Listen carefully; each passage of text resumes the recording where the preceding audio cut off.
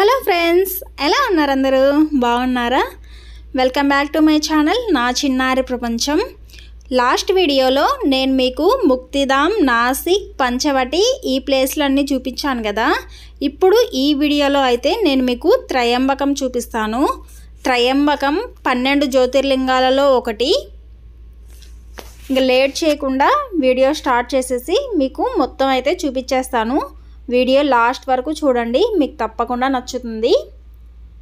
ఈ త్రయంబకం నాసిక్ నుంచి 30 కిలోమీటర్ల దూరంలో ఉంది. మాకు 1.5 అవర్ అలా పట్టింది జర్నీకి, నాసిక్ నుంచి ఇక్కడికి రావటానికి. చుట్టూ బ్రహ్మగిరి పర్వతాలు చూడ్డానికైతే చాలా అందంగా ఉన్నాయి. మేము వచ్చేసరికి అయితే ఫుల్గా ఇలా మబ్బు పట్టేస్తుంది, మొత్తం చీకటిగా ఉంది. మేము నాసిక్ నుంచి 3 గంటలకి అలా బయలుదేరితే 4:30 ఆ టైం అయింది మేము ఇక్కడికి వచ్చేసరికి. ఇక్కడికి మేమే కాదు, మాతో పాటు చాలామంది అయితే వచ్చారు. ఇక్కడ చూడండి అసలు ఎన్ని వెహికల్స్ ఉన్నాయో.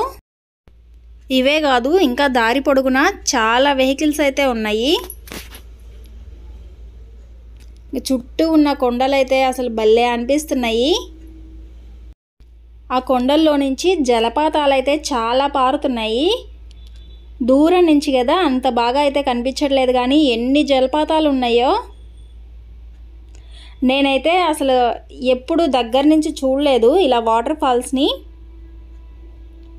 అలా వైట్గా కనిపిస్తున్నవన్నీ కూడా వాటర్ ఫాల్సే. ఇంకా త్రయంబకంలో మా బస్సు ఆపి దిగిన వెంటనే అక్కడే తెలుగు వాళ్ళది ఒక హోటల్ ఉంటే అక్కడ లంచ్ అయితే చేశాము. జలపాతాలు చూడండి అసలు ఎంత బాగున్నాయి కదా చూడటానికి. ఇంకా పైన కొండ మీద వర్షం కూడా బాగా పడుతున్నట్టుంది, ఫుల్గా మబ్బులు పట్టేసింది. ఇక్కడ కింద అయితే అంత వర్షం ఏం పడట్లేదు. ఎన్ని ఉన్నాయో జలపాతాలు చుట్టూరా ఉన్నాయి.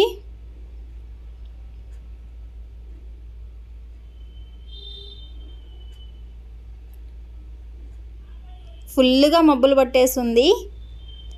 ఇంకా లంచ్ తిన్న తర్వాత ఇంకా గుడి దగ్గరకైతే అందరం వెళ్తూ ఉన్నాము. మేము ఫస్ట్ టైం కాబట్టి వచ్చింది, మాకు దారి తెలీదు. ఇంకా అందరూ ఎటువైపు వెళ్తే అటే వెళ్తున్నాము. ఇంకా రోడ్డుకి 2 వైపులా ఇలా షాప్స్ అయితే ఉన్నాయి.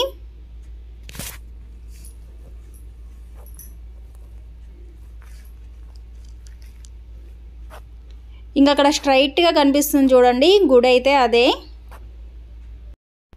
మా బస్సులు గుడికి దగ్గరలోనే ఆపారు. ఒక 10 నిమిషాలు అలా నడుచుకుంటూ వచ్చేసరికి గుడి అయితే కనిపించేసింది. అసలు ఎంత అందంగా ఉంది కదా చూడ్డానికి. ఇక్కడ గుడి గోపురము, వెనకాలేమో బ్రహ్మగిరి కొండలు, పైనేమో ఫుల్గా మబ్బులు పట్టేస్తుంది. చల్లగా ఉంది వాతావరణం అయితే, అసలు చాలా బాగుంది చూడటానికి. మాకు త్రయంబకంలో ప్రత్యేక దర్శనము 200 రూపాయల టికెట్ తీసుకొని వెళ్ళేది. ఆ టికెట్ మేము తీసుకోవాల్సిన అవసరం లేదు, మమ్మల్ని తీసుకెళ్ళిన ట్రావెల్ ఏజెన్సీ వాళ్ళే టికెట్ అయితే తీసేసుకున్నారు. మేము వేసుకున్న ఈ ఎల్లో క్లాత్లు అయితే ఇప్పుడు అసలు బాగా ఉపయోగపడ్డాయి. అన్ని చోట్ల ఏమో కానీ త్రయంబకంలో మాత్రం అసలు ఈ క్లాత్లు చాలా బాగా ఉపయోగపడ్డాయి. మేమందరం ఒకటే చోటు ఉండడానికి, మా టికెట్లు వాళ్ళు నీట్గా తీసి ఒక్కొక్కరికి ఇవ్వడానికి కూడా చాలా బాగా యూజ్ అయింది ఈ క్లాత్లు. ఇంకా లైన్లోకి వచ్చేసాము టికెట్ తీసుకొని. బయట అంతమంది జనాలు అనిపించలేదు, కానీ ఇక్కడ చూడండి అసలు ఎంతమంది ఉన్నారో. ఇంకా లోపల స్వామివారికి చేసేది మొత్తం ఇక్కడ లైవ్గా టీవీలో అయితే కనిపిస్తూ ఉంది. త్రయంబకం 3 అంటే ఇక్కడ శివలింగంలో బ్రహ్మ, విష్ణు, మహేశ్వరుల 3 రూపాలు కలిపి ఉంటాయి, అందుకే త్రయంబకేశ్వరుడు అంటారు. ఈ గుడిని మొత్తాన్ని నల్లరాతితో అయితే నిర్మించారు. అసలు 200 రూపాయల దర్శనానికే ఇంత పెద్ద క్యూ ఉందంటే ఇంకా అసలు ఫ్రీ దర్శనానికి చెప్పనవసరం లేదు, చాలా పెద్ద క్యూ ఉంది. మాకు క్యూలో దాదాపుగా 2-3 గంటల టైం అయితే పట్టేసింది. అసలు అంత టైం క్యూలోనే పడుతుందని అనుకోలేదు. ఎంతమంది ఉన్నారో చూడండి, అసలు అన్ని వైపులా కూడా జనాలు ఉన్నారు. ఇంకా ఫైనల్గా గుడి దగ్గరికి అయితే వచ్చేసాము చుట్టూ తిరిగేసి. ఈ చిన్నగా కనిపిస్తున్నదేమో నందీశ్వరుడు ఉండే ఆలయము, ఎదురుగా ఉన్న పెద్ద గుడేమో శివుని గుడి. ఏ గుడిలో అయినా శివుడి ముందు ఇలా నందీశ్వరుడు ఉంటాడు కదా. ఇంకా అసలు లైన్లో అందరూ చూస్తూ ఉన్నారు, లైన్ ఎప్పుడెప్పుడు కదులుతుందా అని. చాలా స్లోగా అయితే కదులుతుంది లైన్. కానీ ఇక్కడ ఒక మంచి విషయం ఏంటంటే ఇలా క్యూ లైన్లో వెళ్ళేటప్పుడు పక్కనే బెంచెస్ లాగా వేశారు. ఇలా లైన్ ఆగినప్పుడు ఆ బెంచెస్ మీద అలా కూర్చోవచ్చు. షిరిడీలో కూడా సేమ్ ఇలాగే ఉంది, క్యూలో పక్కనే బెంచెస్ ఉన్నాయి. ఎవరి ప్లేస్లో వాళ్ళలాగా కూర్చొని లైన్ కదిలినప్పుడు నడుచుకుంటూ వెళ్ళొచ్చు. ఈ లొకేషన్ మాత్రం అసలు చాలా బాగుంది, నాకైతే భలే నచ్చేసింది. వర్షం పడుతూ ఉంది ఫుల్గా. ఈ బుడ్డోడు మా ట్రిప్లో మొత్తం అల్లరి చేస్తూ ఉన్నాడు.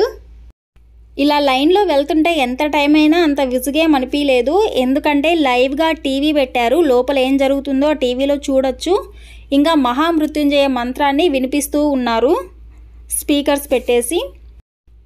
ఇంకా టీవీలో ఆ పరమశివుణ్ణి చూస్తూ మహామృత్యుంజయ మంత్రాన్ని వింటూ అలా నిదానంగా ముందుకైతే వచ్చేసాము. ఇప్పుడైతే మనం టెంపుల్ లోపల ఉన్నాము. బయట చీకటిగా ఉంది కాబట్టి లోపల కూడా చీకటిగానే అనిపిస్తుంది, కానీ ఇది మొత్తం నల్లరాయి కాబట్టి కొంచెం చీకటిగానే ఉంది. లోపలైతే చాలా చల్లగా ఉంది. దర్శనం బాగా జరిగింది, కానీ అసలు అక్కడ కొంచెం సేపు కూడా నించోనివ్వలేదు. అంటే వెనకాల చాలామంది ఉన్నారు కదా, ఒక 5 సెకండ్లు అంతే, వెంటనే పక్కకు వచ్చేయమని చెప్పేశారు. మనం ఏదైనా ఇలా గుడికి వెళ్ళినప్పుడు దేవుడు మన ఎదురుగా ఉన్నప్పుడు కళ్ళు మూసుకోవడం కంటే కళ్ళు తెరిచి దేవుణ్ణి చూడాలి. మనం కళ్ళు మూసుకొని ఉన్నామనుకోండి, వాళ్ళు పక్కకు లాగేస్తారు, ఇంకా మనం చూడలేము. అందుకనే ఎక్కడైనా సరే మనం కళ్ళు మూసుకొని దండం పెట్టుకునే బదులు కళ్ళు తెరిచే దేవుణ్ణి చూస్తూ దండం పెట్టుకోవాలి.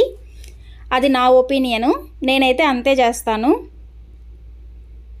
ఇంకా వర్షం అయితే ఇప్పుడే ఆగిపోయింది. మేము బయటకు వచ్చేసరికి వర్షం ఏం పడట్లేదు. వీక్ డేస్లో, వర్కింగ్ డేస్లోనే ఇంతమంది ఉన్నారంటే ఇంకా వీకెండ్స్లో, హాలిడేస్ వచ్చినప్పుడు అయితే ఇక్కడ చాలామంది జనాలు ఉంటారు. చూడండి ఇంకా లైన్లో ఎంతమంది ఉన్నారో, లైన్ చాలా దూరం వరకు ఉంది. త్రయంబకేశ్వర జ్యోతిర్లింగం మొత్తం నల్లరాయితో కట్టిన గుడి. ఇక్కడ చాలా వరకు అందరూ మన బ్యాచ్ వాళ్ళే ఉన్నారు, ఫోటోలు వీడియోలు తీసుకునే బ్యాచ్. మేము ఎవ్వరికి తగ్గమంటూ ఇంక అందరూ కూడా ఫోన్లు ఓపెన్ చేసి ఫోటోలు వీడియోలు తీసుకుంటూనే ఉన్నారు. ఇంకా అక్కడి నుంచి బయటికైతే వచ్చేసాము. నిజం చెప్పాలంటే అసలు లోపలికి ఎటు నుంచి వెళ్ళామో బయటికి ఎటు నుంచి వచ్చామో అసలు ఏమీ అర్థం కాలేదు ఇంతమంది జనంలో. ఇంకా వాళ్ళు ఎటు తీసుకెళ్తే అటు వెళ్ళిపోయామంతే. ఇంకా బయటికి రాగానే శంఖాలు, శివలింగాలు, రుద్రాక్షలు ఇవన్నీ చాలా కనిపించాయి. చాలా ఎక్కువగా వీటిని అమ్ముతూ ఉన్నారు.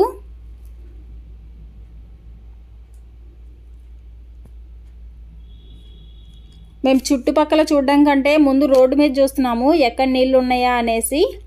కింద చూసి నడవడమే ఎక్కువైపోయింది, చుట్టుపక్కల అయితే అసలు ఎక్కువ చూడనే లేదు.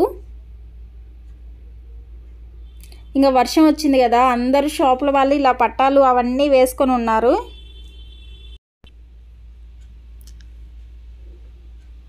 ఇక్కడైతే భూచక్రగడ్డ అమ్ముతున్నారు. నేను దీని గురించి ఆల్రెడీ ఒక షార్ట్ అయితే పెట్టాను, మీలో ఎంతమంది చూసారో ఆ షార్ట్ వీడియోని నాకు కమెంట్ చేసి చెప్పండి. ఇంక ఇక్కడ తినడానికి స్నాక్స్ అయితే చాలా ఉన్నాయి, షాప్స్ అన్నీ దొరుకుతున్నాయి. ఫస్ట్ టైం వచ్చిన వాళ్ళకైతే అసలు అర్థం కాదు ఏ రోడ్ నుంచి ఎటు వెళ్తున్నాము అని మాలాగా. ఇంకా వాళ్ళందరూ ఎటు తీసుకెళ్తే అటు వెళ్ళడమే. ఇంకా అలానే వెళ్తూ ఉన్నాము. కొంతసేపటికి మళ్ళీ వర్షం స్టార్ట్ అయింది. ఇప్పుడు ఒక కోనేరు దగ్గరకైతే తీసుకొచ్చారు. ఈ కోనేటిలో కూడా గోదావరి నీళ్ళే ఉన్నాయని చెప్పారు.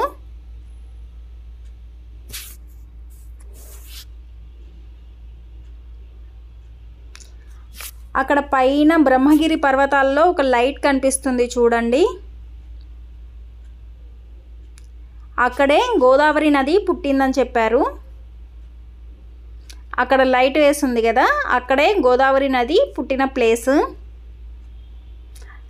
సో ఇదండి ఈరోజు నా వీడియో.